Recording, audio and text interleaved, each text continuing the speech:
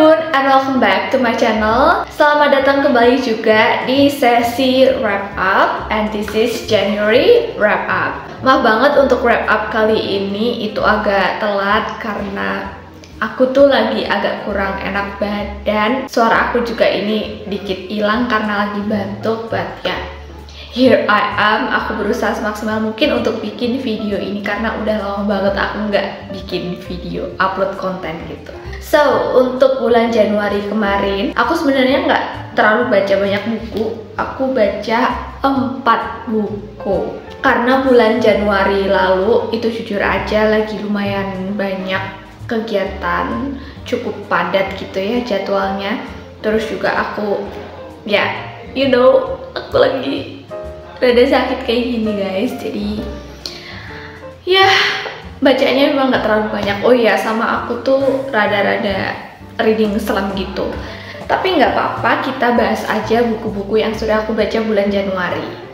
Oke, buku pertama yang aku baca di bulan Januari itu adalah buku Namaku Alam karya Leila Chudori. Ini adalah jilid pertamanya. Novel Namaku Alam ini merupakan spin-off dari novel sebelumnya yang berjudul Pulang dan mengambil fokus atau sudut pandang tokoh utama kita yaitu Segara Alam. Di buku ini, Segara Alam yang berusia 33 tahun itu melakukan kilas balik ke kehidupannya yang lalu, yang mana Segara Alam ini kan merupakan anak seorang tapol yaitu Hananto Prawiro. Dan di sini kita akan melihat bagaimana dampak dari kebijakan pemerintah era Orde Baru pada keluarga maupun kerabat-kerabat ex-tapol. Pokoknya di sini teman-teman akan melihat banyak banget poin-poin yang mengkritisi ataupun menceritakan kejadian tragedi pada era awal-awal Orde Baru gitu.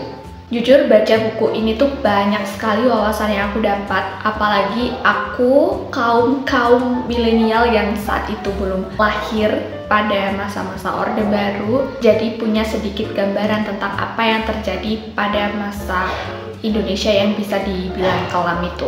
Aku juga udah pernah bikin review bukunya secara terpisah di video yang ini. Kalau nggak salah, I have no complaint about this book. Premis ceritanya oke, kemudian gaya cerita Leila Chudori yang santai, tenang, tapi bener-bener sangat padat isinya dan gak bikin bosen. Kemudian narasinya udahlah, tidak perlu diragukan lagi. Narasi Leila Chudori itu selalu berhasil memukau aku dan membuat ceritanya itu makin bernyawa.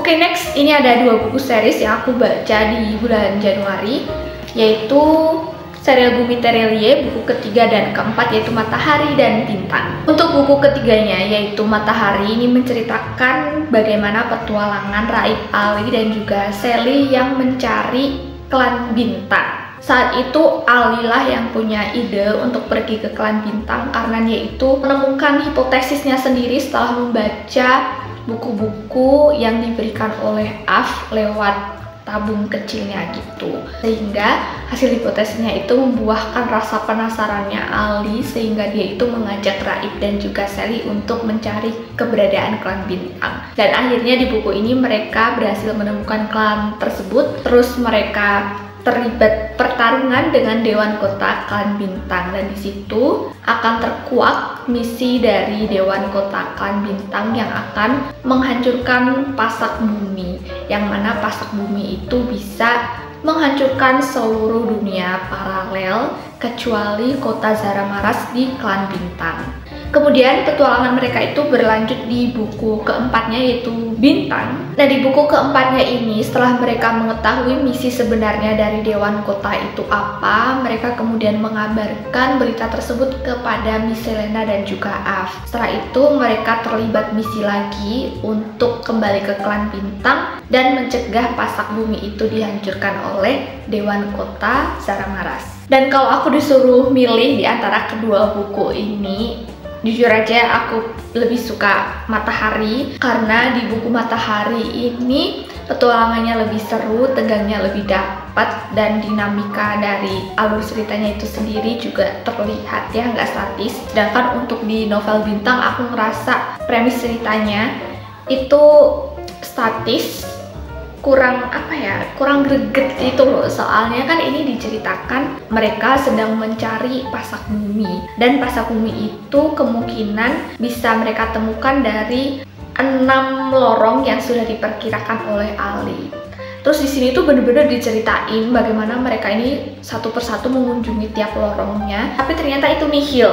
Dan menurut aku itu kayak agak buang-buang waktu, karena ketika melakukan pencarian di ke-6 lorongnya pun juga rintangan yang mereka hadapi nggak yang begitu signifikan gitu loh efeknya untuk alur cerita di sini. Jadi ya, menurut aku untuk novel yang bintang ini agak membosankan sih. So ya, itu dia untuk buku kedua dan ketiga, yaitu Matahari dan juga Bintang. Selanjutnya untuk buku keempat, alias buku terakhir yang aku baca di bulan Januari adalah ini dia, A Midsummer's Equation-nya Keigo Higashino.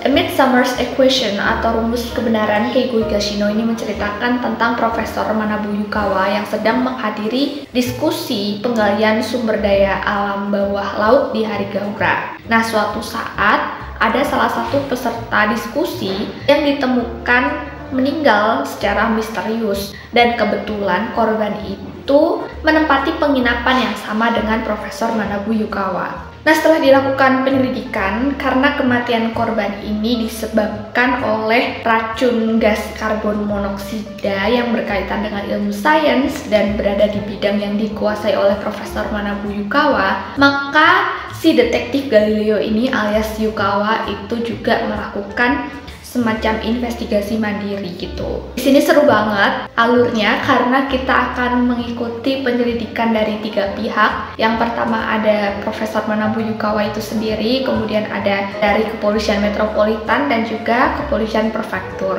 Terus plot twist di sini juga nggak usah diragukan lagi, berlapis-lapis gitu. Cuma karena aku sudah membaca novel yang angsa dan kelawar, menurut aku